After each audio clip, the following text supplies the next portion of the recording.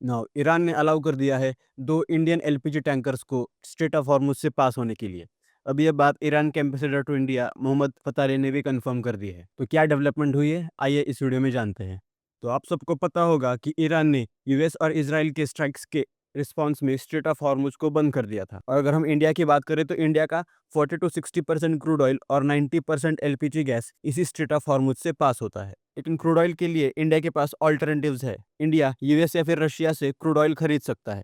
लेकिन क्योंकि इंडिया का 90% एलपीजी इसी स्ट्रेट ऑफ हॉर्मुज़ से पास होता है, इंडिया के लिए ज़्यादा ऑल्टरनेटिव्स नहीं बचते हैं। और इसी के बाद आप खबर देखते हो कि LPG crisis worsen since India. India में एलपीजी की शॉर्टेज हो जाती है, एलपीजी के प्राइसेस बढ़ते हैं, बेसिकली इंडिया में एलपीजी का क्राइसिस आता है। और उसके बाद खबर आती है कि Iran allows 2 Indian LPG tankers to transit strait of Hormuz amid West Asia tensions. मतलब ईरान ने 2 इंडियन एलपीजी टैंकर्स को स्ट्रेट ऑफ हॉर्मुज़ से पास होने के लिए परमिशन दे दी है। और ये बात ईरान के एम्बेसडर टू इंडिया मोहम्मद फतेह ने भी कंफर्म कर दी है। नाउ लेकिन अभी क्वेश्चन यही है कि क्या इन 2 इंडियन एलपीजी टैंकर्स का इंडिया आने से इंडिया का एलपीजी क्राइसिस सॉल्व हो जाएगा? तो इसका आंसर है नहीं। देखिए, ये है 2 टैंकर्स जिनको ईरान ने परमिशन दी है to pass through strait of Hormuz, Shivalik और नंदा देवी। अगर हम इनकी कैपेसिटी की बात करें तो ये हर एक ship 45,000 tons of LPG carry करती है। तो दोनों मिला के होता है 90,000 टन्स। लेकिन अगर हम इंडिया की बात करें तो इंडिया को हर महीने 2.5 million tons of LPG required है। तो ये 90,000 इंडिया के बस 1 डे की रिक्वायरमेंट ही कंप्लीट करता है। तो क्या हम ये समझे कि इस न्यूज़ की कोई इंपॉर्टेंस नहीं है क्योंकि ये इंडिया के 1 डे की एलपीजी रिक्वायरमेंट ही कंप्लीट करता है? तो नहीं।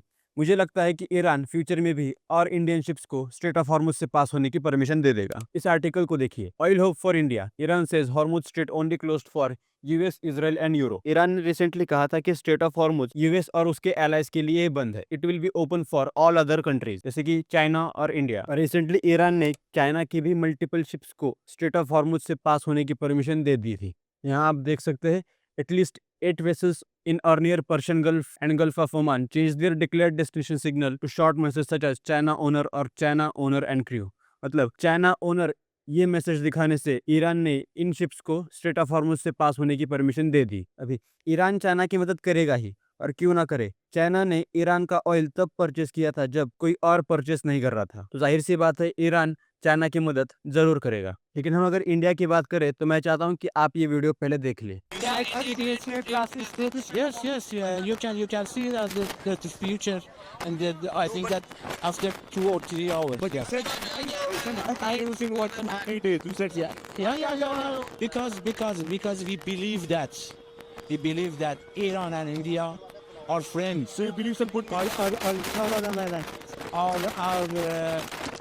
we have common interest. We have common faith. And I, as ambassador in India, Iran in India, I said to you that government of India in this situation after the war help us and in different fields.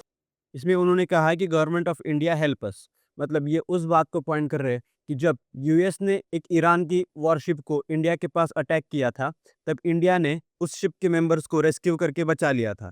और India ने Iranian ships को India में dock करने की permission भी दे दी थी। अभी latest खबर ये भी आ रही है कि जितने भी ईरानियन मेंबर्स इन तीनों शिप्स पे बोर्डेड थे, इंडिया इनको वापस ईरान भेज रहा है। ईरान को पता है कि इंडिया हेल्पफुल है। अभी वो चाहे ये केस हो जिसमें इंडिया ने ईरान की मदद की थी या फिर वो चाहवार का केस हो, ईरान इंडिया के इंटरेस्ट को हर्ट करना नहीं चाहेगा। और रही बात इंडिया की एलपीजी क्राइसिस की, इंडिया ने रिसेंटली कहा है कि इंडिया के पास अभी सफिशिएंट एलपीजी स्टॉक है और इंडिया ने अपने लोकल प्रोड्यूसर्स को भी अपना प्रोडक्शन बढ़ाने के लिए इंस्ट्रक्शंस दे दिए हैं। इंडिया के पास अभी भी 10 टू 12 डेज का स्टॉक है। तो इसीलिए सरकार का मानना है कि एलपीजी के प्राइसेस अभी फ़िलहाल तो नहीं बढ़ेंगी। अगर इसके रिलेटेड कोई भी नई खबर आती है तो मैं आपके लिए वीडियो ज़रूर बनाऊँगा। अगर आपको ये वीडियो पसंद आया तो प्लीज़ लाइक कीजिए, सब्सक्राइब कीजिए और मैं मिलता हूँ आपसे अगले वीडियो में।